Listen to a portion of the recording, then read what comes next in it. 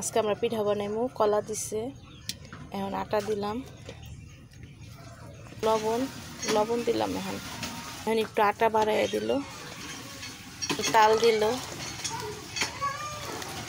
এখন চিনি দিল, পানি দিয়ে চটকাইতেছে।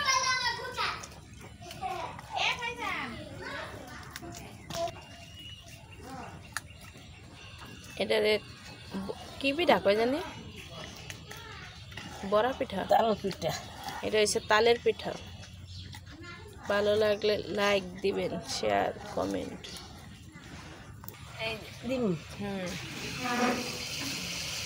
এটা দেখো তেলের পিঠা।